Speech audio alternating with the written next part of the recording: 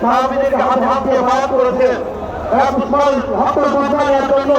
আল্লাহ নবী সাল্লাল্লাহু আলাইহি ওয়াসাল্লামকে সাহাবী জীবন দেওয়ার খবর দিয়ে তারা দিনের অভিযান করেছিলেন। আল্লাহ রাব্বুল আলামিন তাদের সকলকে ভারতের ঘোষণা দিয়েছিলেন।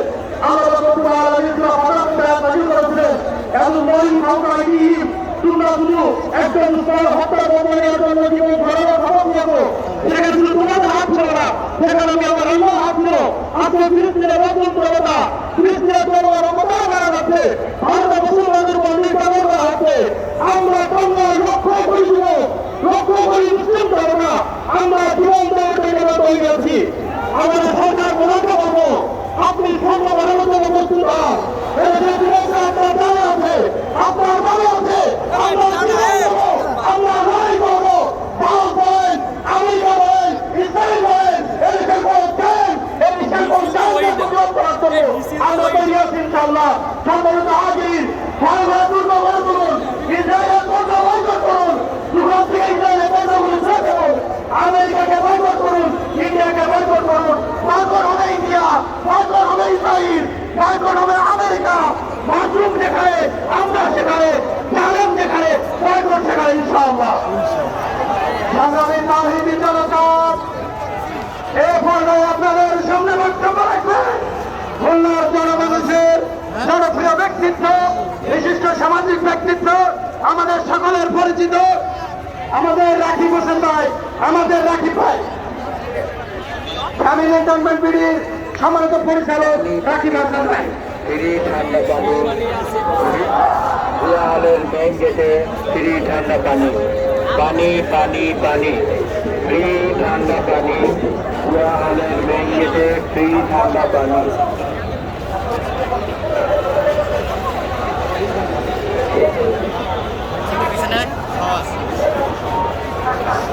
ফ্রি ঠান্ডা পানি খান, ফ্রি ঠান্ডা পানি খান, পানির ব্যবস্থা, পানি পানি পানি, ফ্রি ঠান্ডা পানি। হলের মেন গেটে ফ্রি ঠান্ডা পানি। সম্মানিত শহীদ জনতা, প্রিয় মুসলিম ভাইয়েরা, গত কয়েক মাস ধরে ইসরায়েল কর্তৃক আমাদের ফিলিস্তিনি ভাইয়েরা যেভাবে বর্বরচিত হামলার শিকার হয়েছে, যেইভাবে তারা হামলার শিকার হয়েছে, এখন সারা মুসলিম বিশ্ব কর্তৃক ইসরায়েলকে একটি জঙ্গি রাষ্ট্র হিসাবে ঘোষণা দেওয়া সময়ের দাবি কিনা আপনারা বলেন? ইসরায়েল যেভাবে আমাদের উপরে হামলা চালাচ্ছে, ফিলিস্তিনিরা যেভাবে আক্রান্ত হচ্ছে, প্রিয় ভাইরা, আমি সবার আগে আমাদের নিজেদেরকে যুদ্ধ করার ঘোষণা দিব। আমরা অবিলম্বে বাংলাদেশের সমস্ত ব্যবসায়ীদের, সমস্ত দোকানদারদের একটি অনুরোধ করে জানাইয়ে দিতে চাই, প্রিয় ব্যবসায়ী ভাইরা, অবিলম্বে ইসরায়েলের সমস্ত পণ্য বাংলাদেশে বয়কট করতে হবে। আমরা মুসলমান জাতীয় রক্ত কিনে খেতে চাই না।